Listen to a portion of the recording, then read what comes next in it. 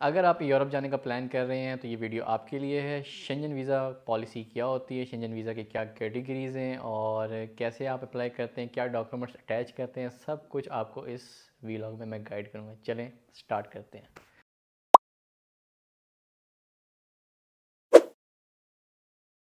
सबसे पहले हम शुरू करते हैं कि शेंजन वीज़ा है क्या। शेंजन वीज़ा एक किस्म का यूरोपियन यूनियन के जितने ममालिक हैं उनका इत्तेहाद है। उसमें आप इजीली एक कंट्री से दूसरे कंट्री ट्रैवल कर सकते हैं without the need of visa.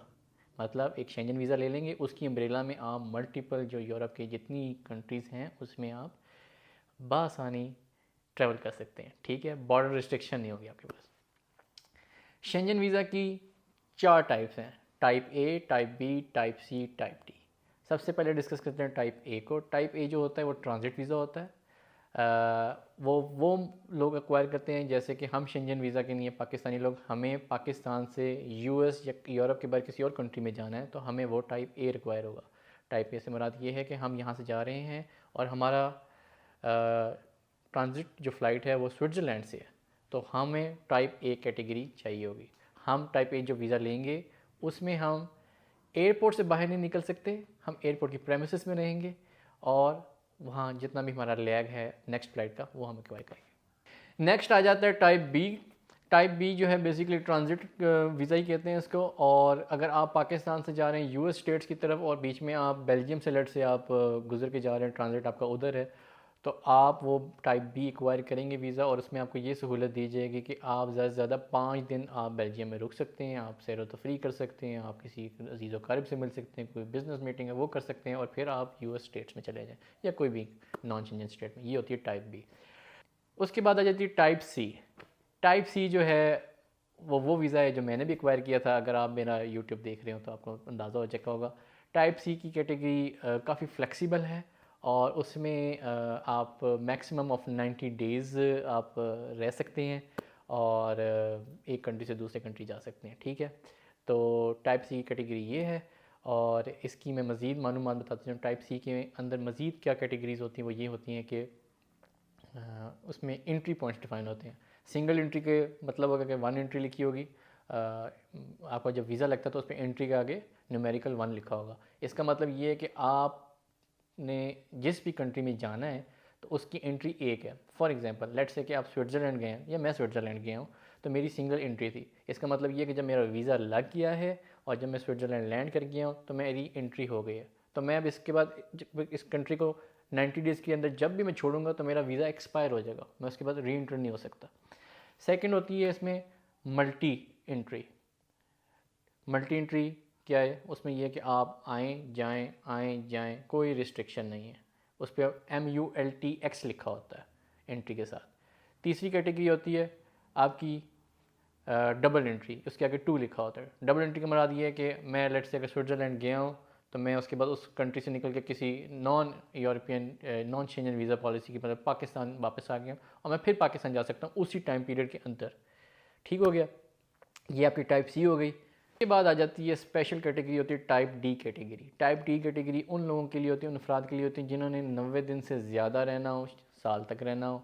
और ये उनको मिलता है जस्ट लेट्स से कि कोई सर्न में कोई जॉब कर रहा है स्विट्ज़रलैंड में, या कोई बेल्जियम या कहीं जर्मनी में कोई पढ़ने जा रहा है, तो उसको ये टाइप डी कैटेगरी दी जाएगी 90 डेज़ 3 मंथ से ज़्यादा की। कोई टूरिज़म करना चाह रहा है, कोई बिज़नेस करना चाह रहा है, कोई आपके पेरेंट्स रहते हैं, कोई फैमिली कोलीग्स कुछ भी रहते हैं जिनके साथ आपने टाइम ज़्यादा स्पेंड करना है, तो उसके लिए आपको टाइप डी कैटेगरी अप्लाई करनी पड़ेगी। ये थी जी टाइप्स। अब इसके बाद चलते हैं, कंटिन्यू करते हैं कि आपने अपनी अपॉइंटमेंट कैसे बुक करानी है। पाकिस्तान से आप अप्लाई कर रहे हैं यूरोपियन यूनियन की स्टेट्स के लिए, तो आपको जेरीज़ के थ्रू प्रोसेस कराना पड़ेगा। जेरीज़ क्या है, जेरीज़ बेसिकली इंटरनेशनल आपको सॉल्यूशंस देते हैं वीज़ाज़ के, और मैंने भी जेरीज़ के थ्रू अप्लाई किया था लास्ट ईयर 2022 अगस्त में। और इनका बहुत सिंपल सा 1 विंडो सोल्यूशन होती है।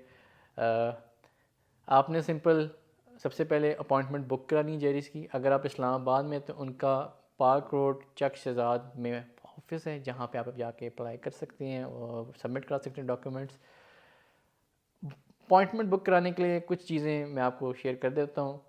आपने अपना departure country, arrival country, expected date, passport number, ये चीज़ें बेसिक डिटेल्स डाल के आपको एक डायलॉग आएगा कि इसमें आप पेमेंट करें। पेमेंट उनकी कुछ यूरोज़ ही होती हैं। वो उस वक्त में जब मैंने अप्लाई किया था 5,000 या 5,500 बने थे, 5500 तकरीबन।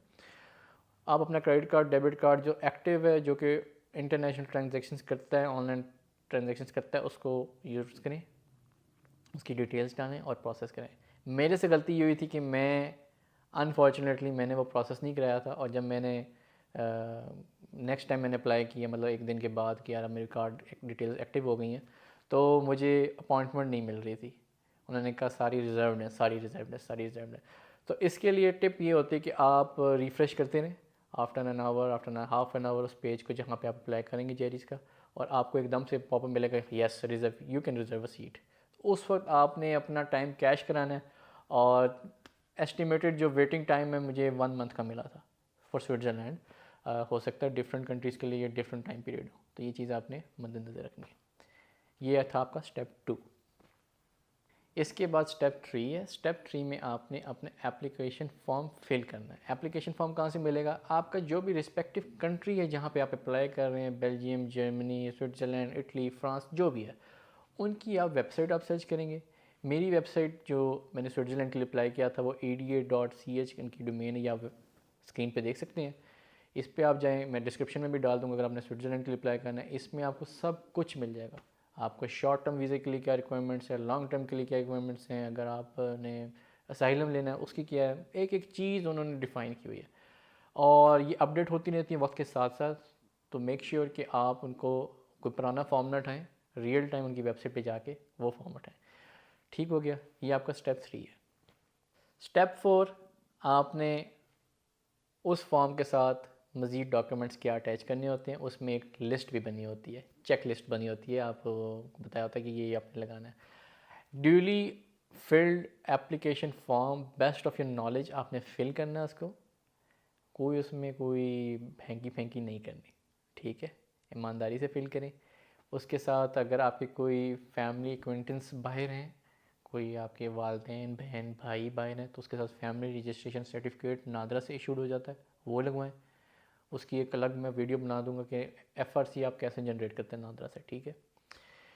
बैंक स्टेटमेंट आपको चाहिए होती है तगड़ी किस्म की, कि आप यहाँ से जा रहे हैं जिस पर्पज़ के लिए, क्या आप अपने फाइनेंसेस उठा सकेंगे कि नहीं उठा सकेंगे, ठीक है। उसके अलावा आपको एक स्पेशल पिक्चर्स चाहिए होती हैं कस्टम साइज़ की, जो वीज़ा में यूज़ होती हैं, और उसमें आप स्माइल या सीरियस या आईब्रोज उठा के, मतलब बिल्कुल आपने एक स्ट्रेट पोस्चर के साथ, तरह के कैदी नहीं होता जो कि पकड़ के कहता है मैंने ये जुर्म किया, वैसी आपने पिक्चर बनवानी होती है। और उसमें कोई फ़ोटोशॉप भी नहीं करना, ये उनकी डिमांड्स होती हैं। हल्की सी भी अल्टर की हुई तो वो आपकी रिजेक्शन में चली जाती है। इसके बाद आप अपनी वैक्सीनेशन, अगर कोरोना में से, पेंडेमिक में से गुजरा है पूरी दुनिया, तो आपकी वैक्सीनेशन मांगते हैं, उसका सर्टिफिकेट बनवाएं। आप अपनी ट्रैवल आइटनरी बताएं उनको।